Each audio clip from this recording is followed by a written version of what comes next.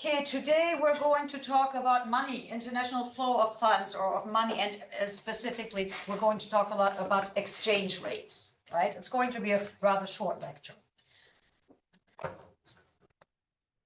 So, what are currencies? Ellen. Medium of exchange. So A medium, money in general is a medium of exchange. Money itself has no value, but it has an assigned value, right? A dollar bill is really not worth anything. That paper isn't worth anything.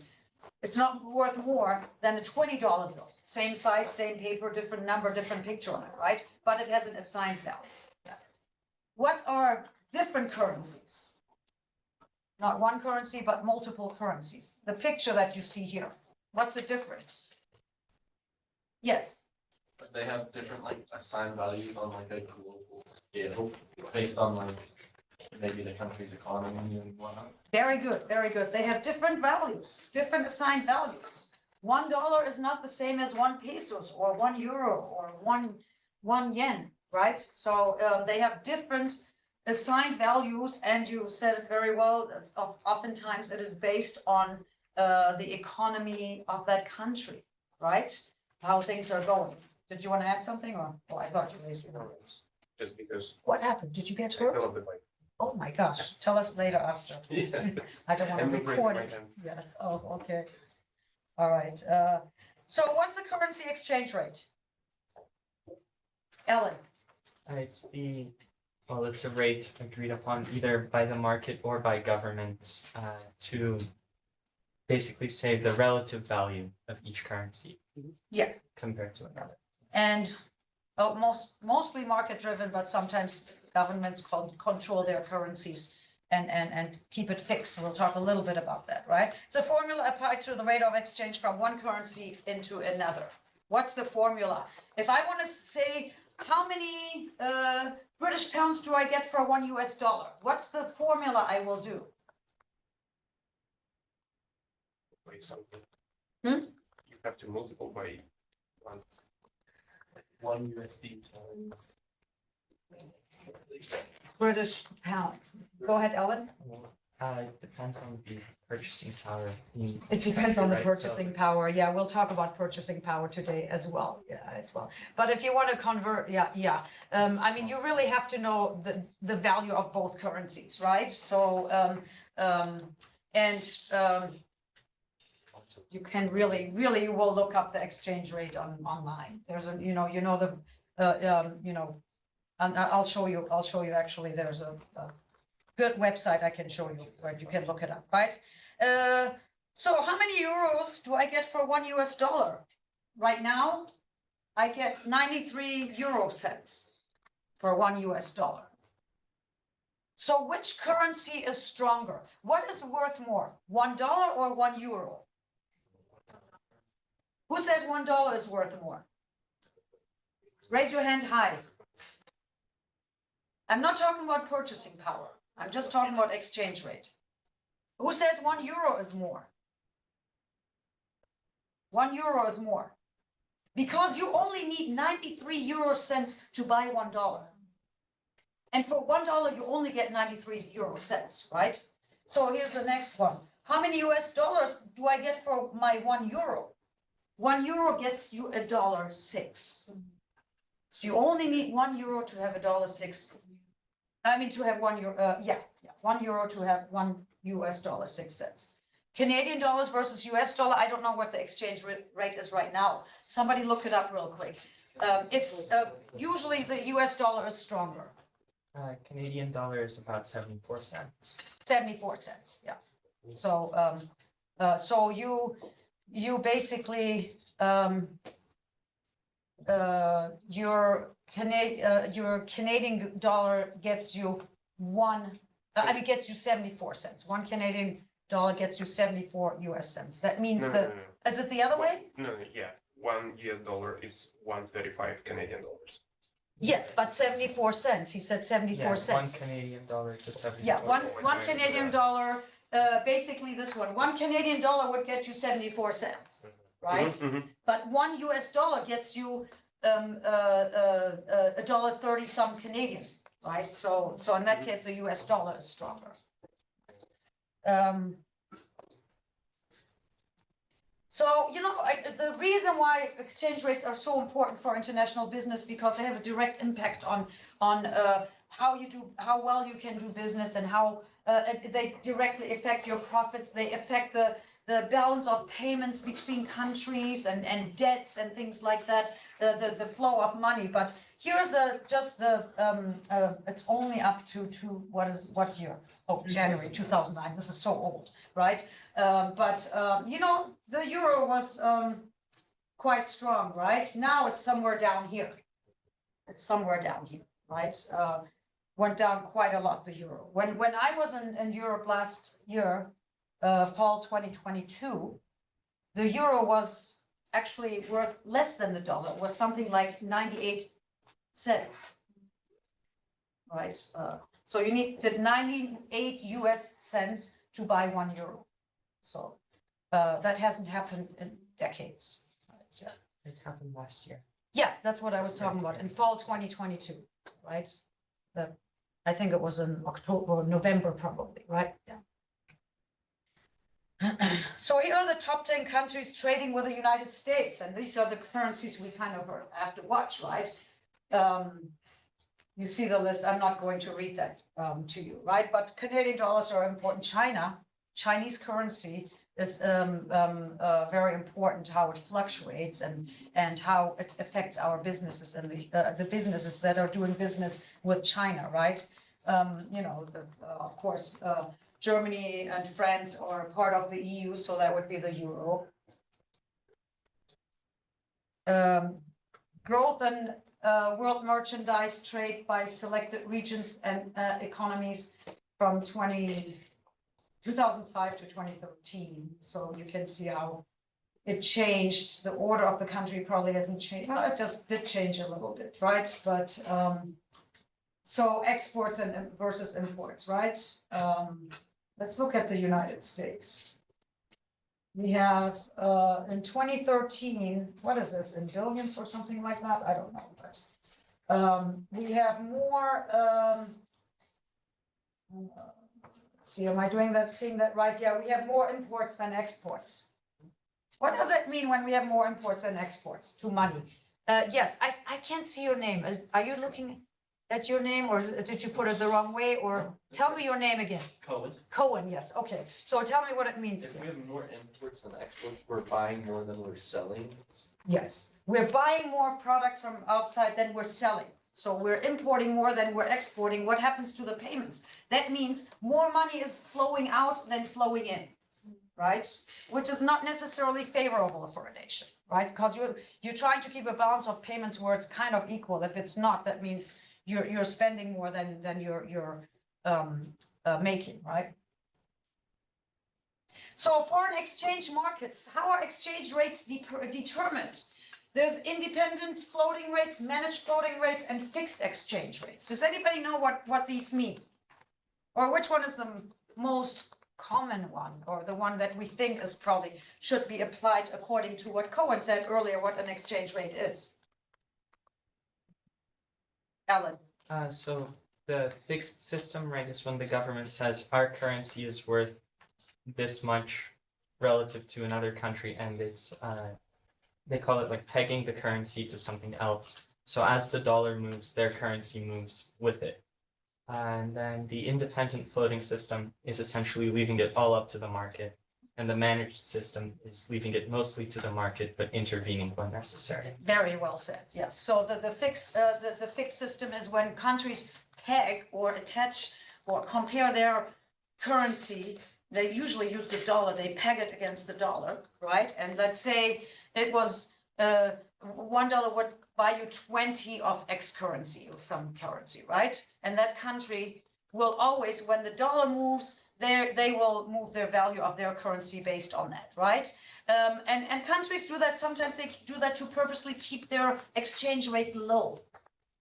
Why might they want to keep the value of their currency low? Diego. So that their consumers don't lose purchasing power?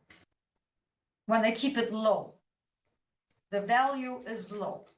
They don't want the value of the exchange rate to go, of the currency to go up. Like if the value of the currency balloons, doesn't that cause inflation? Not necessarily.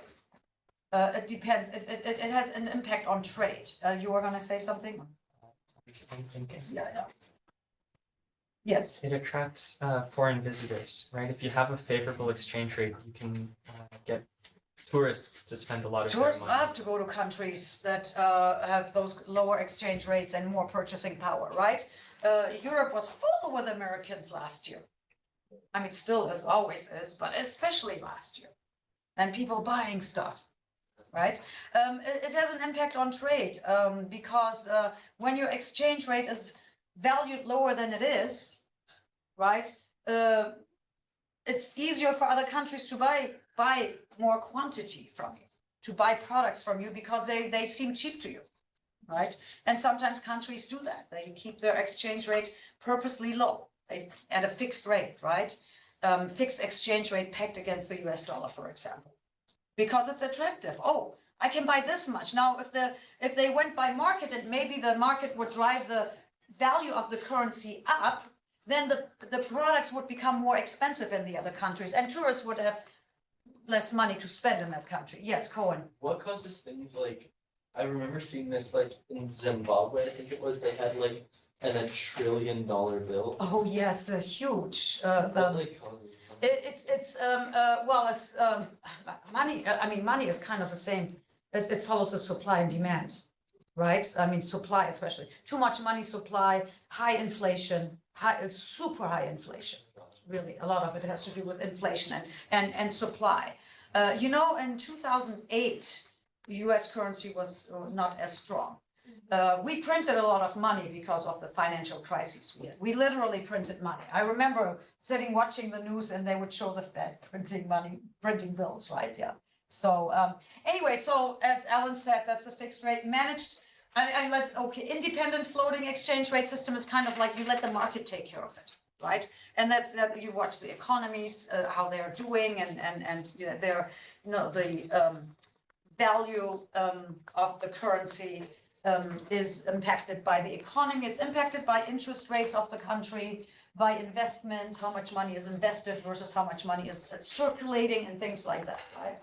And managed is kind of a mixed basket, right? They usually do more independent, but the government will intervene and do things when they see that there's some kind of too much fluctuation where it could damage the economy or damage the exports especially, right? Because you want exports, you want to sell products. Questions about exchange rate?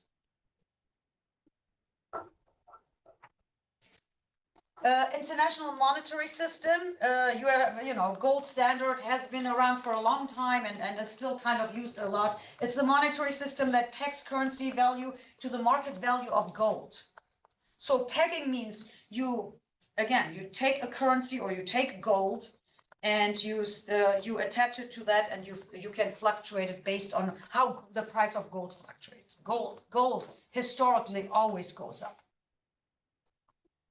I mean, long term, gold always becomes more expensive over a long period. There might be a little fluctuation daily or weekly, but overall it always goes up, right? There's Bretton Woods Agreement. You can read more about it in the textbook, but briefly, it was established in 1944, a global currency system with the US dollar pegged at a fixed rate of exchange to gold and the currencies of 43 other countries fixed to the US dollar, right? So the value was determined, this is the US dollar, and it pegged it against the price of gold, basically. And 43 countries followed that. International Monetary Fund is an organization, it's a financial authority established under the Bretton Woods Agreement to help ensure the stability of international monetary and financial systems. I mean, we're talking about huge amount of money. And there has to be oversight and control and rules and what if there are disagreements and questionable activities and things like that. They also help sometimes underdeveloped or developing countries with funding and things like that, right? But yes, Diego. What happened to the Bretton Woods Agreement after the US dollar left the gold standard? I don't think I think the other countries left too. Obviously, they have to because they were attached to the US dollar, right? It's not, most of them are doing, those countries are the ones that are doing the floating rate now. Okay, so they're just attached to the US dollar. Not necessarily, they're just floating, yeah, but US dollar is still looked at, how do currencies fluctuate compared to the US dollar? They're not attached where they move up and down as the US dollar does. There's variation, right? But a lot of times it's compared to the US dollar.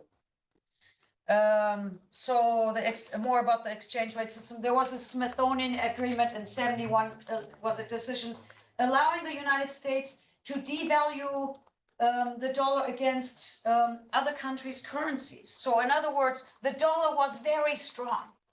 And this agreement allowed the US to say, our dollar is worth not that much. We're going to sell our dollars for less. Right? Why do you think they did that, Ellen?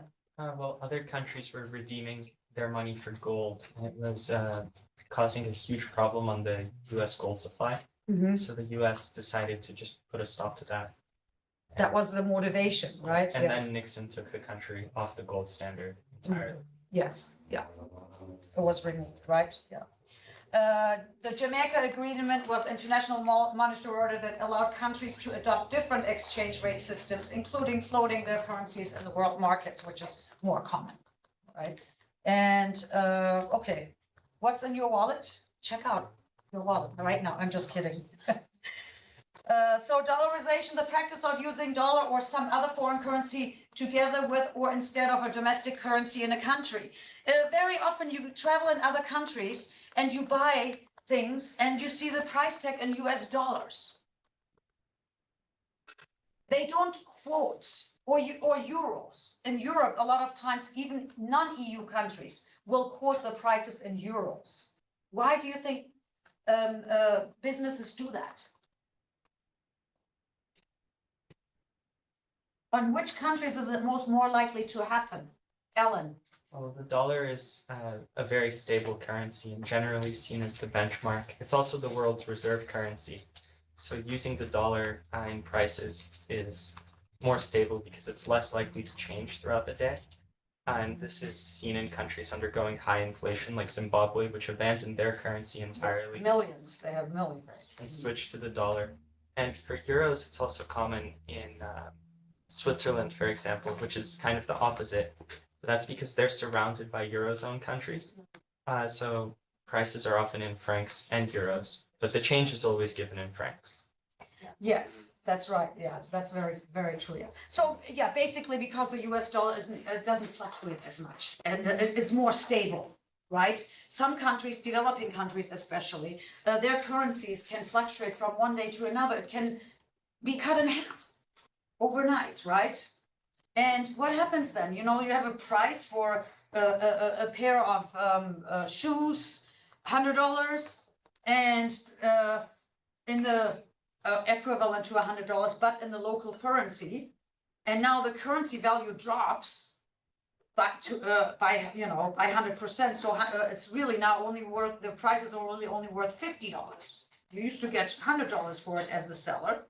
Now you're only getting $50. So to avoid that, you can just give the dollar, just give price it in US dollars, saying these shoes cost $100 instead of 8,970 in the local currency or whatever it might be, right? Yeah.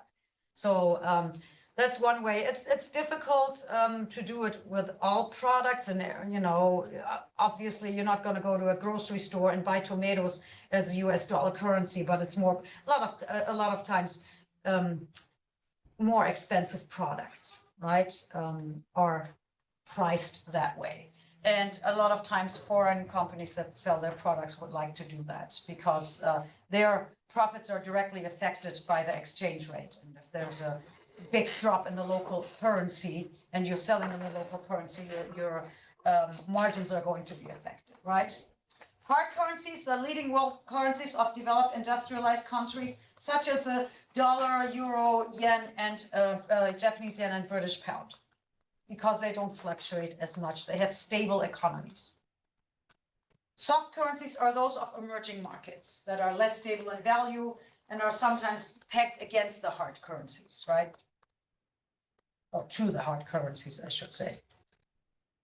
International flow of goods and capital. So there's a law of one price principle stating that identical goods should sell for the same price in different countries according to the local currency. So if I buy,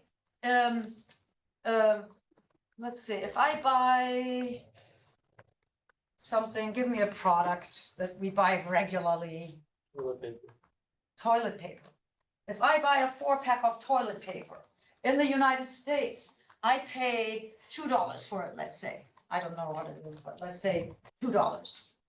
So if I go to another country, how many, is there anybody here who knows the exchange rate with Mexican pesos? Do you know what it is right now? It's typically stable around 20 to 1. 20 to 1, 20 to 1. Let's say a 4-pack of toilet paper in Mexico costs 20 pesos, right? That means it only costs $1 if one to convert it to US dollars. So if you had $2, you could buy double the toilet paper amount in Mexico with the same amount once you convert the currency, right? Once you do the calculation, right? So that means the Mexican pesos has more purchasing power or is undervalued, right? So because of that, so that's the law of one price, yeah. Arbitrage is buying goods at a lower price market and selling them in a higher price market to make profits. You can do that with currencies, you can do that with all kinds of products and services, right? And so, you know, and people can watch currencies in different countries and say, oh, you know, I can buy it in this country for less and then I can sell it here for more, right? And purchasing power parity, that's actually what I just explained about when the currency of a country is over or undervalued, right? If it's undervalued, the example I just gave about the Mexican pesos can buy more toilet paper in Mexico, right? Which means you don't essentially need as much money in Mexico to have the same living standard, right? And in a lot of developing countries, things are much cheaper, especially food. That's probably the most common one because food, everybody is so essential, right? Everybody needs to buy. And yes, Cohen? When you say like law of one price there, it's not like an actual law, like, No, okay. it's just an assumption. That's what it should be in a perfect world. That's what it should be, but it's not, right? But purchasing power is a theory stating that a basket of goods should have the approximately same price against different across different countries, right? So if I buy this basket of goods in the US, I should pay the same amount of money once converted in the same currency in any country in the world. But it's not like that. Again, a lot of developing countries have much lower prices for essential products.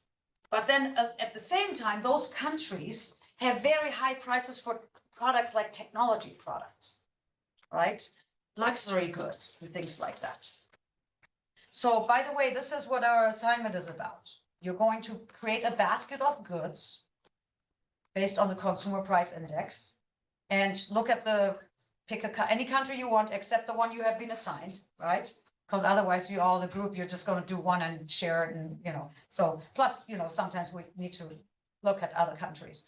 You can do your own country, you can do Mexico if you're from Mexico or whatever, right? But basket of goods, look at the price in the US and let's say the same goods, what is the price in that country that you have chosen, right?